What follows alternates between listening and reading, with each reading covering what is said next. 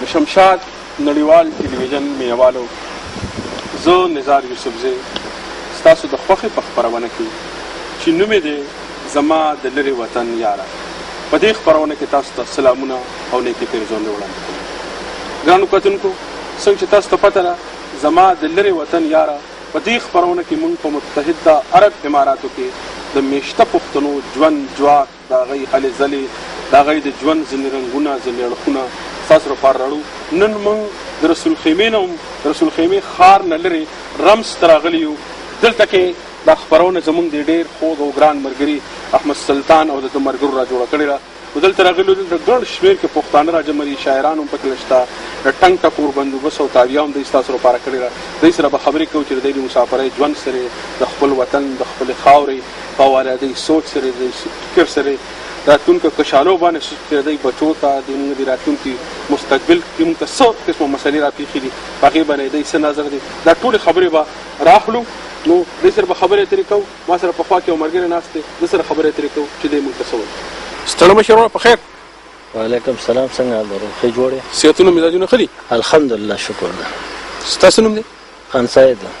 او څو وخت مسافر وشو؟ دلته خو مې 25 کاله وشه. 25 کاله؟ جی. لکه ټول ژوند مې دلته تېر کړ؟ او ټول دلته یې پوه شه نو. او ته په پښتونخوا کې کوم ځای؟ زه جي نه پښتونخوا کې یم، نه پنجاب کې. زه خاص په دې پولې پروت یم، د اټک شهر یادېږي. او زمونږ د لکه دا سیوا خلک ورته چې اټک شهر ورته وایي، نو دلته هندکو زبان چلیږي، نه پنجاب دی او نه سرحد دی. نو موږ خاص په پوله باندې یو. نو هلته ستاسو کلي څه نوم دی؟ زمونږ د کلي سرکی نوم دی. سرکی یې ته؟ جی. نو هلته خو چې کوم پښتانه دي ما اورېدلي داسې دي چې د هغوی نه خپله ژبه هېرېږي. دا رښتیا ده؟ نه جي، زمونږ کلو کې ټوله پښتو چلېږي. دا لومبیا سرحد کې وو، او دا اوس چې ده نو اوس دا ضیاءالحق بابا په وخت کې چې ده نو دا د پنجاب سره شل، او دا ټول پښتانه دي دلته کې. تاسو پښتنو سره خوشحالي که هغوی سره خوشحالي؟ نو خیر مونږ خو دواړو خواته یو، یعنې دا خو مونږ نه وو چې مونږ هغه مسلمانان دي، دا مسلمانان دي، مونږ ټول وروڼه یو. زمونږ د وجود یې صحیح که نه؟ لازم، بالکل خامخا. زمونږ خو په ژبه، په تاریخ، په وینه باندې وروڼه خو زمونږ یې که نه؟ نو هغې نه خو مونږ انکار نه دی کړی. نو دا راته ووایه چې هلته کې دا کوم میشته پښتانه دي، دا چې ستاسو دا کوم بچي دي، ماشومان دي په کورونو کې، تاسو په کورونو کې هم پښتو وایي؟ او چې پښتو، خو بیا پکې داسې دي چې یعنې ملاوټ شته دی، ځکه چې یا خو سره هندکوم چلیږي، د هغې اثر در باندې ډېر اثر لغونې پروزي په موږ باندې. خو لیکن خیر مونږ لکه په خپل زمونږ کلي داسې دی بیا پکې چې هغې کې پیور پښتو چلیږي. او حجرې ورسره ټوک ټاک حجرې زمونږ ښه غټې حجرې دي، د غم خادي حجرې دي، د مېلمه مزمزان له حجرې دي، نو ښه چوماتونه حجرې. ښه دا راته وایه چې هلته کې کوم سکولونه دي په هغې کې ماشومانو ته پښتو ښایي ژبه؟ مخکې خو بیا خوله اوس راته علم نشته دی، او ډېر وخت زما دلته وشه نو خپل ما ته دا علم نشته دی. اوس تاسو د دروغجن بشم. تا له خپله پښتو لیک لوست درځي؟ ما له نه راځي، خو داسې زما دا ورور دی نو هغه له راځي، هغه پښتو پکې به خوله نو هغوی ته به ویې، نو هغوی له به لکه هغوی به لیکله. خلک غواړي چې لکه خپله ژبه لکه وساتي ځان سره، خو لکه نه خامخا پښتو زموږ ژبه ده، موږ چېرته پرېښودی خو نه شو که نه. خو که موږ امریکې ته لاړ شو هم به پرېږدو خو یې نه که پښتو ده. دا خو په دنیا کې دغه یو پښتو ده چې یعنې زمونږ پې ډېر فخر دی، او په پښتنو زمونږ الحمدلله ډېر فخر دی، ځکه چې پښتو دغه یو په دنیا کې یو غیرتي قوم دی، او میلمستوب خلک دی، او الحمدلله د غیرت خلک دی، د میندو خویندو په وخت کې حال کې، او بل په میلمه مزمه کې، او په تکړهوالي کې، نو په هر څه کې د دوی تاریخ دی. نو موږ خو دا سایډ نه شو پرېښودی، او د دې خوا سایډ که مجبوري شوه نو بیا به پرېږدو. موږ غواړو چې تاسو خپله ژبه او خپل کلتور وپالئ، او د پښتونخوا پښتانه هم تاسو سره هغه پته او هغه ننګ وکړي. الحمدلله امید لري تاسو نه چې خپلو ماشومانو ته دا په آینده کې چې کوم نو پښتو وښایي، لکه چې دا خپله ژبه چې کوم دی. یاره دا چې دا ژبه هسې نه چې ته کې د راتلونکي نسلونه نه زمونږ خپله الحمدلله اوسه پورې خو لا نه ده روکه کړې، او مخکې څه ویلی نه شو. په زړه کې بله داسې خبره شته چې کولی غواړي؟ یاره نور خو زما په اړه کې هېڅ خبره نشته، خو دې وروڼو ته ټولو ته خو زما د طرف نه ډېر لومبی سلام دی. او پس ته هغه نه مې ورته دا دغه دی چې لکه دا مونږ چې ډېر وخت سره راغونډ شوي یو، او په اتفاق باندې دغه ځای کې ناست یو، نو دې ځای کې روزي ګټلو له راغلي یو.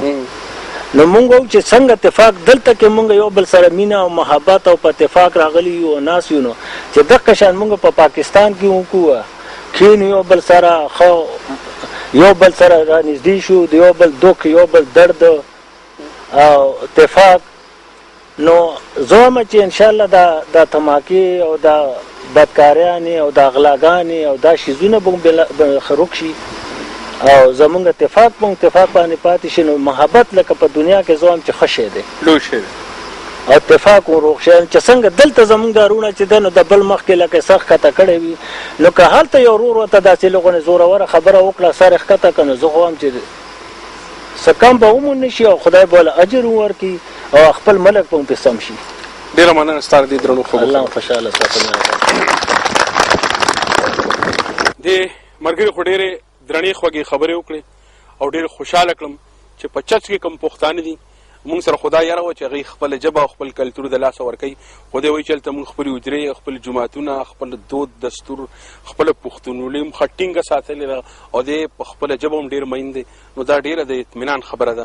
ما سره یو بل ملګری ناست دی، هغه سره خبرې کوم، خو هغې نه مخکې یو دوه شعرونه درته وایم. زه د قاتل د سترګو تور را ژوندی کړی یم، چېرته تهمت چېرته کې تور را ژوندی کړی یم، او که خاموشه د سمندر په مرګ وجلی یم، که خاموشه د سمندر په مرګ وجلی یم، زه د ګودر د غاړې شور را ژوندی کړی یم. ما سره چې دا پروګرام زموږ لپاره چا را جوړ کړی دی احمد سلطان رو ناست دی. ستړی مه شه احمد سلطان. رباني السلام علیکم. ساره ولې ډېر ښه دی الحمدلله. خیر دی الحمدلله. مسافري دې څنګه ده؟ بس ښه تېرېږي جي. بس څومره وخت وکړه؟ تقریبا 18 کاله اندازه. 18 کاله دې وکړه او ده 15 کاله وکړه. موږ دواړه یو ځای انډیوالان یو، پاتې شوي یو، ډېر ښایسته وخت هم تېر شو. ته په پښتونخوا کې د کوم ځای؟ زه جي د صوابۍ. د صوابۍ کې د کوم ځای؟ صوابۍ کې د زروبۍ. د سیند د غاړې. د سیند د غاړې. باسین د غاړې میان بالکل. څنګه باسین غاړه ته یادېږي نه؟ په دې ګرمۍ کې خو ډېر خوند کوي چې سړی سیند په غاړه. بس ډېر یې مې یادېږي جي. بس خو دغسې ټنګ ټکور سړي جوړ کړی دا سپوږمۍ څوارلسمې. نو بس دلته مونږ پروګرامونه کوو او ټنګ ټکور لکه هغه یاداښت هغه دغه غم پې غلط وي، خپل غم پې غلطه و. مسافري دې څنګه روانه ده؟ بس ډېره ښه ده الحمدلله. د کومې خبرې ډېر احساس درته کېږي چې په دې خپل ژوند کې؟ نو بس د دې احساس داسې کېږي چې موږ چې لکه تر څو به دا مسافري کوو چې داسې موږ چې لکه څه دومره ګزاره مو چې خپل وطن کې ځان له خپل څه کاروبار او خپل بچو سره، خپل مور پلار سره، خپل وروڼو خویندو سره دا بقایا ژوند چې لکه موږ هغوی سره تېر کړو. لکه دا خبره د ډېر احساس کوي. ته وایې چې خپل باقي عمر مې څومره عمر پاتې چې دا په خپل کور کې، خپل پښتونخوا کې، په خپل کوڅو کې، په خپله پښتونخوا کې، په خپله پښتونخوا او هغه اباسین دا هغه اباسین. بالکل. بچي دې شته؟ نه بچي نشته جي. واده یې ډېر کړی؟ واده مې لږ لیټ کړی. لیټ دې کړی؟ زه دعا به کوم چې خدای دې له امین عمران پښتانه بچي درکړي. امین ثم امین. ښه تا ته سبق دې ویلی؟ ته سبق مې تر 15 پورې ویلی. احساس درته کېږي چې سبق ډېر کېږي ډېر. خو هغه وخت سره بس مونږ لکه پوه نه شو. مور پلار راباندې ډېر خوارۍ کړې، ډېر لکه اسکول نه پټېدو هغوی به راپسې ګرځېدلم. خو د هغې باوجود هم لکه مونږ اوس راته احساس کېږي چې یاره دا موږ ښه نه کوله. احمد سلطان وختي کاغذونه یې راړول شاعر خو نه چې ته شاعر او شعرونه دا کوو جوړو. بس دا یې څنګه شروع وکړه؟ نو بس دا دردونه نه شاعر وي، دا هم بس دردونه دي، ارمانونه دي. ښه نو اوس راته وایه که نه؟ نو بس یو شعر به ته ووایم. ته چې نه یې زما دوه سترګې څلورې، ته چې نه یې زما دوه سترګې څلورې، تر هغې پورې کاته مې ستا په لورې. راشه راشه زه دې تل لارې څارمه، راشه راشه زه دې تل لارې څارمه، ستا غمونه مې اخته د زړه په کورې. او ټوله لم را پورې خاندې د خندا شوم، ټوله لم را پورې خاندې د خندا شوم، یار د غم د پاسه دغه غم لا نورې.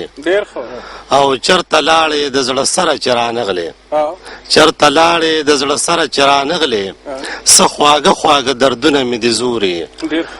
او خپل صابر احمد سلطان صابر لراشه، خپل صابر احمد سلطان صابر لراشه، تا پسې چې لیونی په تا ټکورې.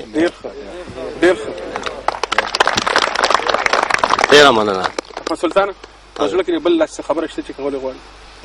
نو بس جي بس ټول ارمانونه دي. نو ټول ارمان ارماني ته ژوند ارمان په کیسه بیان ارمان به په ټول ژوند ډک تر دې ارمانونو نه بس ټول ژوند د ارمانونو ډک دی او د هر سړي ارمان دی او خدای د هر چا ټول ارمانونه پوره کېږي نه خو لکه یعنې کوشش به کوو لکه هر سړی خپل کوشش کوي خو دا دنیا ده نیمګړې ارماني ده نو ارمانو د هر چا ارمان دی د چا په زړه کې د چا د اولاد دی د چا څه دی چا ډېر دولت دی د چا د خپل وطن دی او د خپل پښتونخوا دی زمونږ د لر او بر او مونږ ټول پښتانه یو نو مونږ ټول مونږ او چې مونږ یو شو چې اغیار راکې دا دیوالونه چې کوم راښکي چې دا رانښکي چې کله مونږ د لر او بر پښتانه یو شو ولې مونږ یو بل کې پرخ کوو دا پرخ ختمول غواړي زما دا ارمان دی نو دا پرخ محمد سلطانه نه کوو او دا د بېلتون تورې کرښې نه پښتانه په خپل منځ کې ویشلی شي نه جدا کولی شي مونږ تاریخ یو دی زمونږ ژبه یو ده زمونږ وینه یو ده زمونږ مذهب یو دی ننګ غیرت هر څه مو یو دي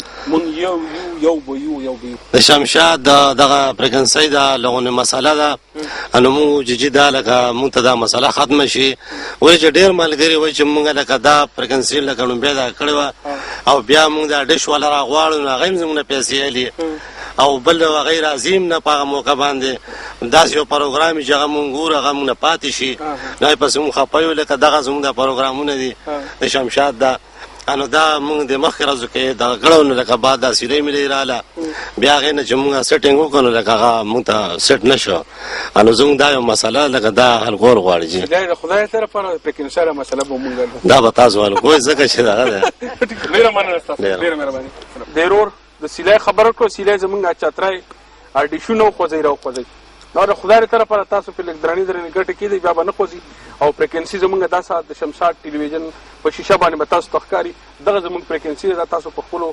ریسیورونو کې واچوئ انشاءالله چې شمشاد ټلویزیون به ښه صفا راځي او ستاسو مسافرو دپاره چې مونږ کومې خپرونې جوړو هغه پکې تاسو ګورئ ډېره مننه ستاسو درنو خوبو ما سره په خوا کې یو بل ورور ناست دی د سره خبرې اترې کوو چې ډېره تاسو ستړی مه شې ورور په خیر خدای دې وبخښه ډېره مننه ستاسو د راتګ او زمونږ د مسافرو ډاډګیرنه د شمشاد ټي وي چینل ډېره مننه چې دوره لرې آخري د اماراتو آخري غرونو ته ترالل نو موږ ته دا محسوسه شوه نن چې موږ مسافر نه یو